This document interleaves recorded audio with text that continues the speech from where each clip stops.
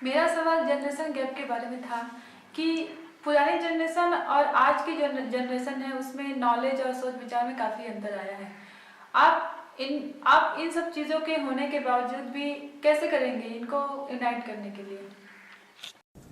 अगर एक इमारत में आप पहली सीढ़ी और अंतिम सीढ़ी को देखें तो वहां अंतर तो होगा, गैप तो होगा।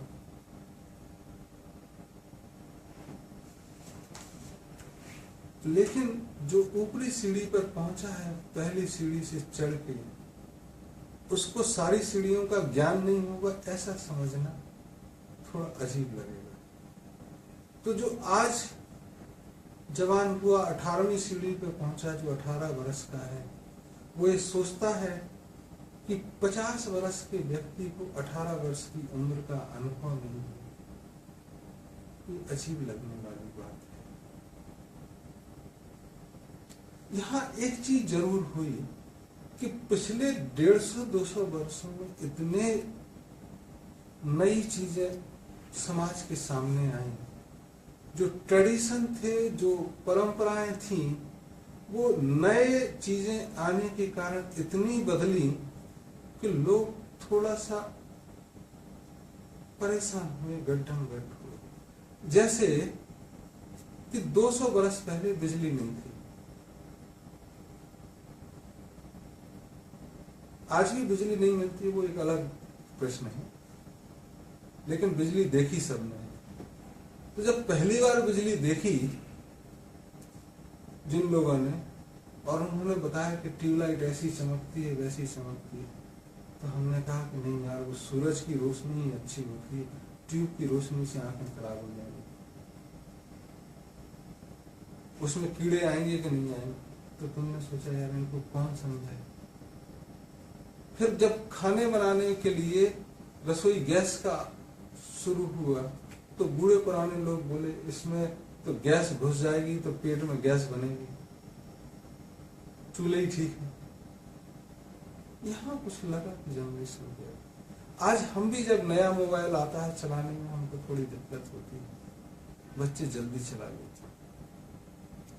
लेकिन इसका ये मतलब नहीं है कि मुझे अनुभव नहीं है मोबाइल का, या मैं सीख नहीं सकता।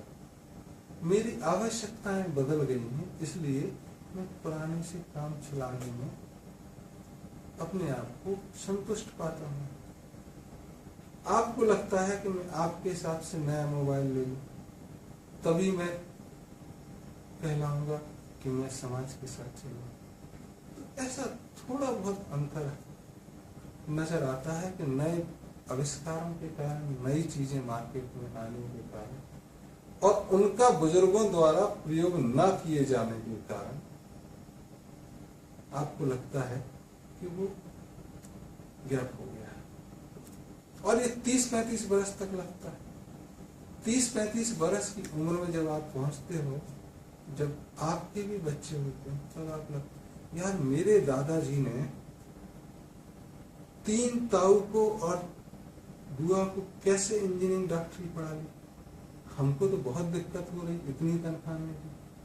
तब आप कहते नहीं देवर ग्रेट, तब कोई गैप नहीं लगता। तब आपको समझ में आता है कि बच्चे की तबीयत खराब होती है तो गला थोड़ा सा ठीक कर लो, हाथ पैर मालिश कर लो, तब आपको वही सारी पुरातन चीजें ध्यान आती हैं। तो जो पेरेनियल है, जो सनातन है, वो तो चल रहा है, उसमें कोई अंतर आया नहीं, उसमें कोई गैप है नहीं। आज भी आसमान धरती वैसे ही है, रोज नई लगती है। तो कुछ छोटी छोटी चीजें नई आने से, नई पिक्चरें आने से, मोबाइल आने से और नए गैजेट आने से गैप जो नजर आता है वो बहुत छोटा है, और वो थोड़ा बहुत प्रतीत भी होना चाहिए। बच्चों का थोड़ा अहम बढ़ता रहता है कि हाँ मैं कुछ जानता हूँ, कुछ और जानने की कोशिश, और माँ बाप द्वारा नकार दिया जाना, हाँ बेटा ठीक है तुम करते रहो, बढ़ते रहो, ये सब चीजें हमको जरूरत नहीं। जब तुम हमारी उम्र में आओगे तो शायद समझ जाओगे कि क्या क्या होता है। तो उस पर ज्यादा टूल देना या उस पर ज्यादा अहमियत देना मुझे नहीं लगता। जैसे हम अपने घर में देखते हैं कि बच्चे को लगता है कि हम उसकी तरह नहीं सोचते। अरे हमको भी पता है कि उसकी कौन सी गर्लफ्रेंड है, कौन से बेटी के बॉयफ्रेंड है, लेकिन मैं उसके सामने क्यों चर्चा करूं? उनको अपनी चीजें सेटल करने देता हूं, इसलिए उसको इग्नोर करता हूं।